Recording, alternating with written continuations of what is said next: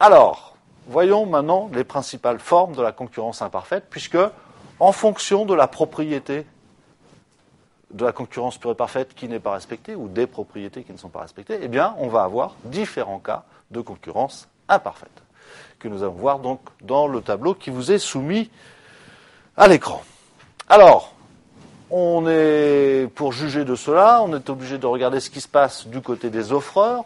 Donc c'est ma première ligne, ce qui va donc correspondre à mes colonnes, et ce qui se passe du côté des demandeurs, c'est-à-dire ce qui va se passer finalement en ligne.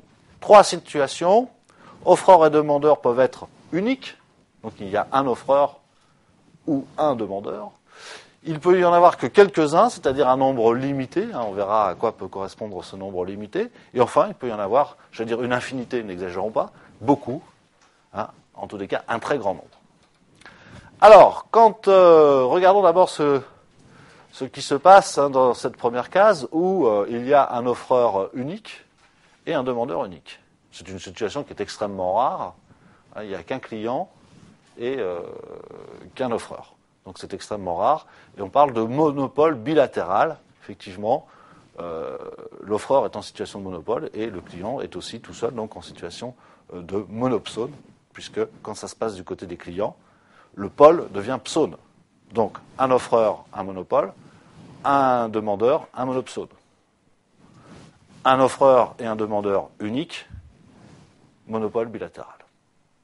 Donc ce sont des situations, on est obligé de les concevoir, mais c'est extrêmement rare. On pourra imaginer, par exemple, un fabricant d'avions de chasse, d'avions de guerre, donc, et un État, puisque vous savez que les ventes d'armes, aujourd'hui, sont essentiellement nationales, et donc on pourrait penser que Dassault, le fabricant du Rafale, est l'offreur unique par rapport à l'État français pour équiper ses armées. Donc on pourrait penser que cette situation est une situation de monopole bilatéral, bien que, et vous devez le savoir aussi, Dassault prétend vendre ses avions, alors peut-être pas aux autres armées européennes, mais dans un certain nombre de pays du tiers-monde, par exemple, ou dans les pays du Golfe Persique. Enfin, voilà le type de secteur, si vous voulez, on peut rencontrer ce type de situation tout à fait exceptionnelle. Alors, continuons sur la même ligne, donc demandeur unique, et quelques offreurs, donc, là, on est du côté de la demande, puisque c'est le demandeur qui est unique. Et donc la loi que je vous ai énoncée tout à l'heure, à savoir que quand c'est du côté de la demande, la situation de concurrence se terminera par psone, alors que quand on est du côté de l'offre, ça se termine par pôle. C'est une manière de retenir cela. Eh bien, on va être dans le cas de ce qu'on appelle un monopsone contrarié. Pourquoi les contrariés ? Parce que la situation de monopole de la demande, si vous voulez, eh bien, elle va être atténuée par le fait qu'en face, eh bien, il y a aussi très peu d'offreurs.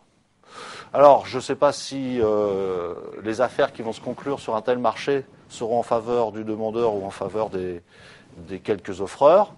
Tout dépend effectivement des cas, mais en tous les cas, c'est clair que ça contrarie le demandeur, parce que si le demandeur avait eu en face de lui beaucoup d'offreurs, il aurait été en mesure, évidemment, de fixer ses conditions, étant le seul client du marché, en quelque sorte. C'est pour ça qu'on utilise le terme de contrarié. Demandeur unique et beaucoup d'offreurs. Donc là, ce serait par exemple un État ou une collectivité locale qui lance un appel d'offres sur la fourniture de quelque chose de relativement banal, par exemple. Donc il peut y avoir potentiellement des dizaines de concurrents qui répondent à cet appel d'offres. Et dans ce cas-là, donc, on va parler, toujours pareil, de monopsone, puisqu'on est toujours dans le demandeur unique. D'une manière générale, quand on vous parlera de concurrence imparfaite, on fera le plus souvent référence à la limitation du nombre d'offreurs, plus que du nombre de demandeurs. Donc, ce sont les situations qualifiées de pôle ou se terminant par pôle qui vont nous intéresser. Alors, si nous avons quelques demandeurs et un offreur unique, eh bien, dans ce cas-là, c'est un monopole contrarié. Nous sommes sur la première case de la deuxième ligne. Ce monopole contrarié, donc, évidemment, un seul offreur, mais son pouvoir de négociation et de domination sur le marché va être atténué par le fait qu'en face, il n'y a pas un grand nombre de clients et que chaque client va pouvoir représenter une part importante de son chiffre d'affaires. Et donc, ce monopole ne va pas pouvoir faire n'importe quoi avec ses clients parce que s'il en perd un, il va perdre une partie importante de son chiffre d'affaires. Donc, encore l'idée de monopole contrarié. Quelques offreurs, quelques demandeurs, et dans ce cas-là, on parle d'oligopole, et puisque la situation est équilibrée du côté de l'offre et du côté de la demande, eh bien, on ajoute à oligopole bilatéral, qui veut strictement dire du côté de l'offre et du côté de la demande. Alors, retenez ce terme essentiel, qui est une situation de concurrence imparfaite extrêmement fréquente, la situation d'oligopole. Ça, c'est donc un terme qui va revenir fréquemment et qui vous servira à qualifier les marchés réels. Troisième situation, quelques demandeurs, et beaucoup d'offreurs. Et là, on parle d'oligopsone. Donc, effectivement, ce sont les demandeurs qui sont en nombre réduit. Donc, le terme psone va rappeler ça. Alors, c'est en fait la dernière ligne qui va nous préoccuper le plus dans notre étude de la concurrence imparfaite.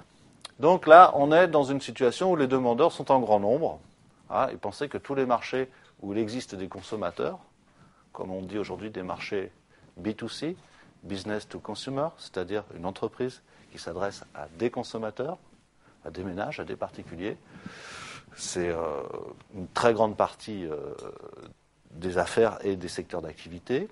Eh bien, donc quand ces demandeurs sont très nombreux et qu'ils sont en face d'un offreur unique, eh bien, on va parler de monopole. Alors, on va développer ce concept de monopole, mais regardez jusqu'à présent un exemple que l'on peut donner de cela. Regardez-le bien, mon exemple, parce qu'à partir de 2009, on ne pourra plus le voir. Je m'explique. Un beau monopole qui nous reste aujourd'hui en France, eh bien, c'est celui de la Poste par rapport à la distribution du courrier. J'entends par là des lettres. Eh bien, c'est la seule position d'ailleurs de monopole qui reste à la Poste, puisque déjà, ça fait très longtemps qu'on a ouvert à la concurrence pour la distribution des paquets et des colis. Il y a des services privés comme UPS, par exemple, qui vient concurrencer la Poste. Le dernier domaine de monopole de la Poste, c'est cette distribution de la lettre timbrée, et qui, à partir de 2009, eh bien, va tomber effectivement sous le coup de la concurrence, c'est-à-dire que d'autres offreurs privés ou publics étrangers, européens, eh bien, pourront venir exploiter et donc concurrencer ainsi les services de la Poste. Donc, voilà, pour l'anecdote, un des derniers beaux monopoles publics que nous possédons. S'il y a beaucoup d'offreurs et que quelques demandeurs, eh bien, nous allons être dans beaucoup de demandeurs et quelques offreurs, c'est la situation inverse, eh bien, nous allons être dans une situation d'oligopole. Et le plus souvent, cette situation d'oligopole va être complétée par ce que l'on appelle une concurrence monopolistique. Alors, ce n'est pas parce qu'il y a monopole qu'on doit l'assimiler brutalement, cette concurrence, à l'absence de concurrence. Ce n'est pas du tout ça. La concurrence monopolistique consiste à proposer des produits qui sont suffisamment différenciés pour que les consommateurs les perçoivent comme uniques. Si vous voulez, vous avez le marché du jean, le vêtement. Dans le marché du jean, il y a les Levi's. Et le nom, la réputation, la notoriété, l'image de Levi's fait que, aux yeux de beaucoup de consommateurs, il y a les jeans et il y a Levi's. Autrement dit, Levi's n'est pas directement en concurrence avec les autres fabricants de jeans. Voilà ce que signifie l'idée de concurrence monopolistique. Par rapport à l'exemple que je viens de vous donner, vous comprendrez aisément que c'est une situation qui est totalement dominante sur les marchés à l'heure actuelle. Enfin, dernière situation, la situation qu'on a déjà étudiée, beaucoup d'offreurs, beaucoup de demandeurs. On est donc dans une situation d'atomicité parfaite. Dans ce cas-là, il y a concurrence pure et parfaite. Donc voilà un petit peu les différentes situations que vous serez amenés à décrire et à analyser. Alors, vous remarquerez quand même que toutes les formes dont nous avons parlé, eh bien, pour l'essentiel, en tous les cas, enfin, pas toutes, toutes sauf une, elles sont liées au non-respect d'une seule des caractéristiques de la concurrence pure et parfaite, à savoir l'atomicité, puisque mes critères, c'était quelques-uns ou une pluralité d'offreurs et de demandeurs. Donc, j'ai uniquement jugé la situation du nombre d'acteurs sur le marché. Donc, c'est l'atomicité qui est remise en cause, pour l'essentiel, dans ces formes de concurrence imparfaite.